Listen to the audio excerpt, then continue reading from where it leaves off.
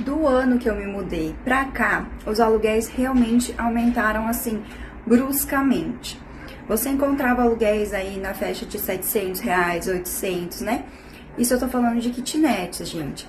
Hoje em dia, kitnets você não vai encontrar por menos de 1.000. Infelizmente, os aluguéis realmente subiram, né? E aí você vai estar encontrando uma média de 1.300, só o aluguel, tá? Tô falando aqui só de aluguel.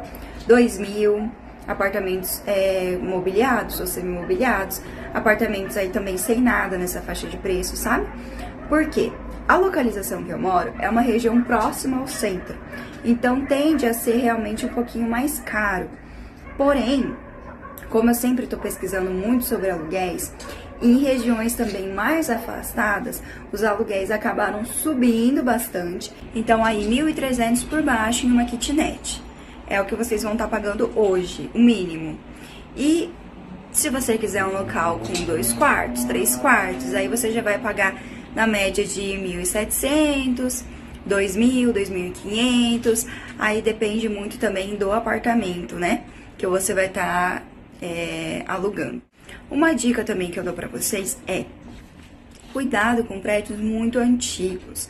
Eles costumam ter condomínios muito caros. O meu condomínio, por exemplo, esse prédio que eu moro, ele tem aproximadamente, eu acredito que uns 25 anos. Então, assim, no ano que eu me mudei pra cá, eu pagava 300 e pouco de condomínio, que é um valor razoável, baixo aí, comparado a outros condomínios. Tava feliz com isso.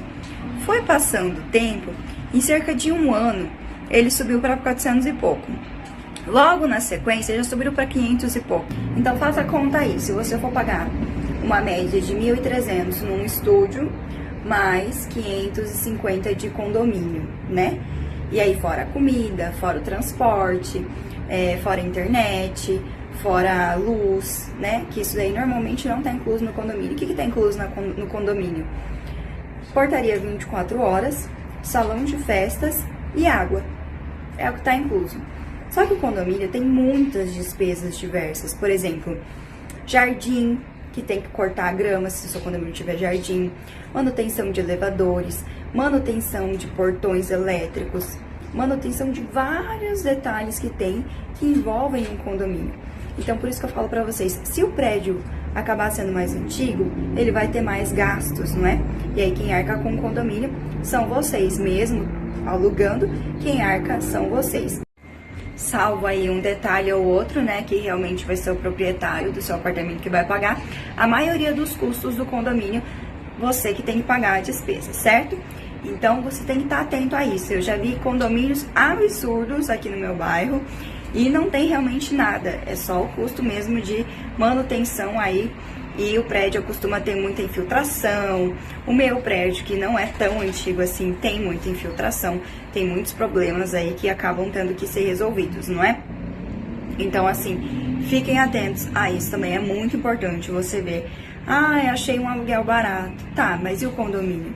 Então, nem sempre você tem que perguntar só o valor do aluguel. Perguntem também o valor do condomínio. Tem condomínios em bairros aí que eu conheço de Curitiba que chegam a 1.000, 3.000, 5.000, condomínio, gente. Não tô falando de aluguel, tá? Tô falando de condomínio. Então, é um detalhe muito importante para você que quer morar em apartamento. Falando aí de casas para alugar. Bom, andei pesquisando em algumas casas aí, quais são os valores que eles estão cobrando. Eles estão pagando uma média de 3.500, 4.000 reais. Isso eu tô falando de uma casa com 2 quartos, 3 quartos aí, com um espaço bem legal, tá? Então, assim, o que você tem que pensar quando você vai alugar uma casa? Tá, quando eu for devolver essa casa, o que eu vou ter que fazer de manutenção? O que está no contrato na devolução dessa casa? Porque você tem que ver que você tem que pagar a pintura.